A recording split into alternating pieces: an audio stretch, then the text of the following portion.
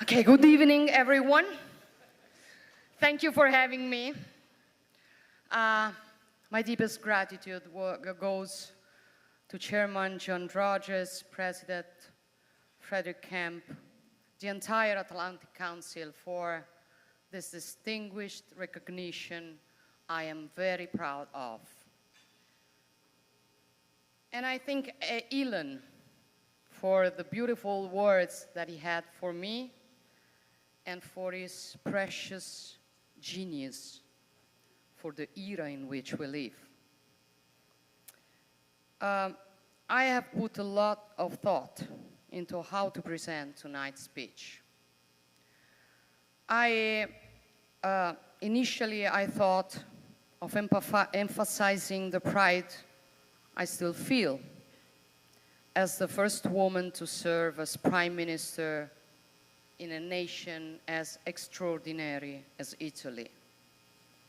Or about the effort the Italian government is doing to reform its country, to make it once again a protagonist of the geopolitical chessboard. I could have talked about the inseparable bond that unites Italy and the United States, regardless of the political beliefs of the respective governments, a bond witnessed here by the many friends of Italian origin, representatives of a community that for generations has contributed to making America stronger. Or I could have talked about foreign policy in a time dominated by chaos in which Italy stands firmly alongside those who defend their freedom and sovereignty, not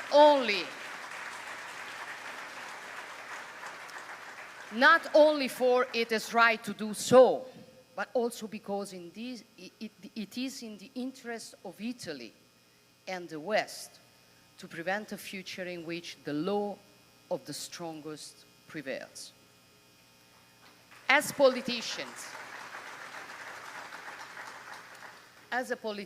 you basically have two options: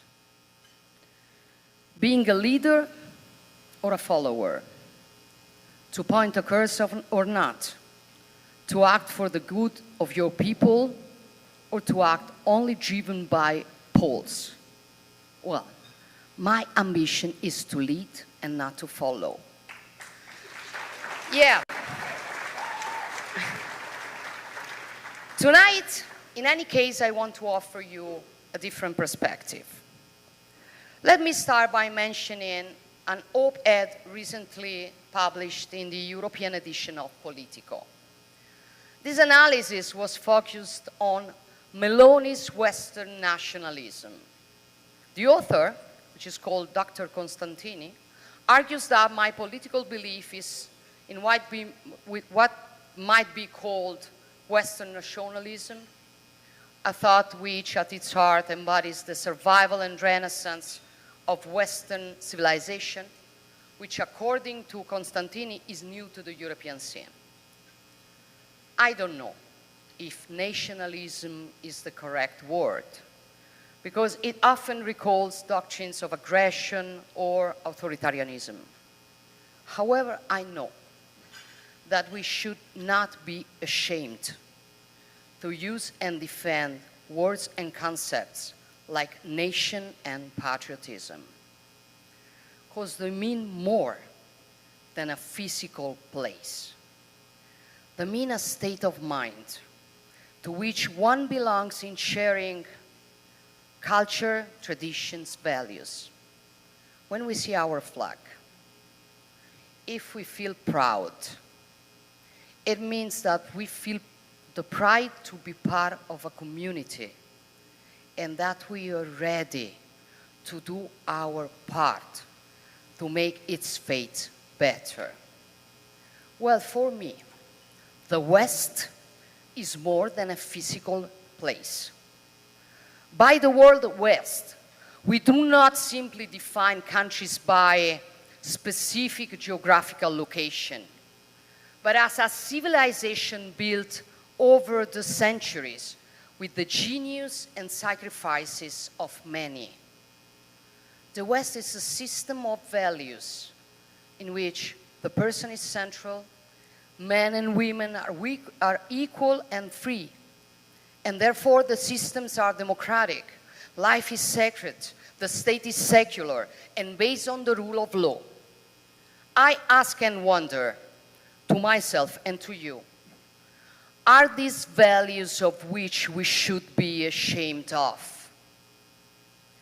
And are these values, and do these values drive us away from the others, or they bring us closer to the others?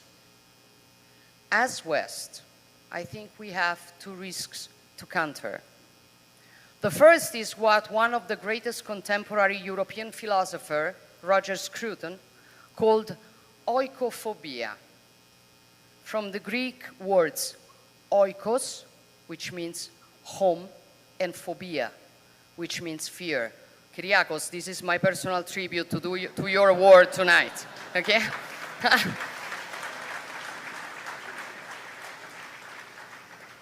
Sorry for being so serious, but I want to share with you this thought I have.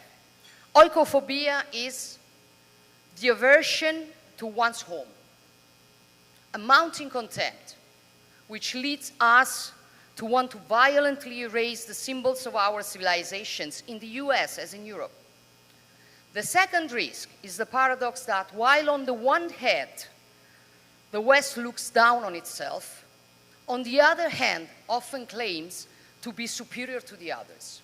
The result is that the West is in danger of becoming a less credible interlocutor. The so-called Global South is demanding more influence. Developing nations that are by now largely established there are autonomously collaborating among themselves. Autocracies are gaining ground on democracies, and we risk looking more and more like a closed and self-referential fortress. In Italy, to reverse this course, we decided to launch, for example, the Mattei Plan for Africa, a model of cooperation based on equal footing to build a new long-term partnership with African countries. For yes, crises are multiplying in the world, but every crisis hides also an opportunity, for it requires to question oneself and to act. Above all, we need to recover awareness of who we are. As Western peoples, we have a duty to keep this promise and seek the answer to the problems of the future by having faith in our values. A synthesis born out of the meeting of Greek philosophy, Kyriakos, Roman law, Christian humanism. In short, as my English professor, Michael Jackson, used to say, I'm starting with the man in the mirror. I'm asking him to change his ways. And no message could have been, and we know it, we know the song. Guys,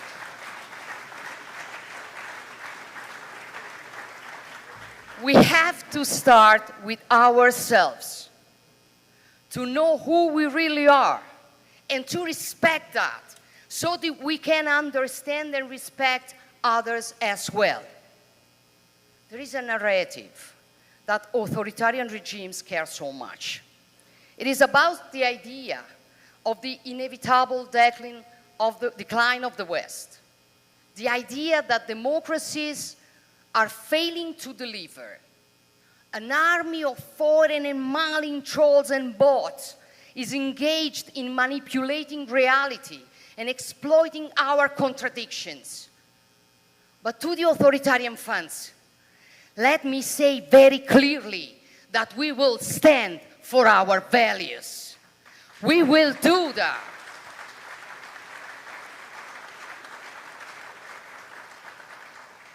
President Reagan once said, above all, we must realize that no arsenal or no weapon in the arsenal of the world is so formidable as the will and the moral courage of free men and women. It is a weapon our adversaries in today's world do not have. I couldn't agree more. Our freedom and our values and the pride we feel for them are the weapons our adversaries fear the most. So we can't give up the strength of our own identity, for that would be the best gift we can make to authoritarian regimes. So at the end of the day, patriotism is the best response to declinism. Defending our deep roots is the precondition for reaping ripe fruit. Learning from our past mistakes is the precondition for being better in the future. I will also use the words of Giuseppe Prezzolini, perhaps the greatest conservative intellectual in the 20th century in Italy. He who knows how to conserve is not afraid of the future because he has learned the lessons of the past. We know how to face the impossible challenges that this era confronts us only when we learn from the lessons of the past.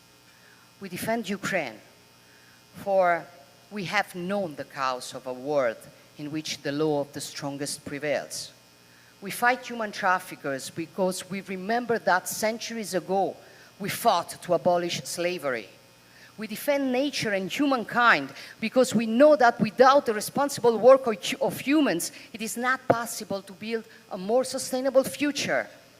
As we develop artificial intelligence, Elon, we attempt to govern its risk because we fought to be free, and we do not intend to trade our freedom in exchange for greater comfort. We know how to read these phenomena because our civilization has given us the tools. The time we live in requires us to choose what we want to be and what path we want to take. We can continue to fool the idea of the decline of the West. We can surrender to the idea that our civilization has nothing more to say or no more routes to chart. Or we can remember who we are, learn also from our mistakes, add our own piece of the story in this extraordinary walk, and govern what happens around us to leave our children a better world, which is exactly my choice. And I like to think that the reason why you have chosen me for this precious award is that you share this choice. Thank you.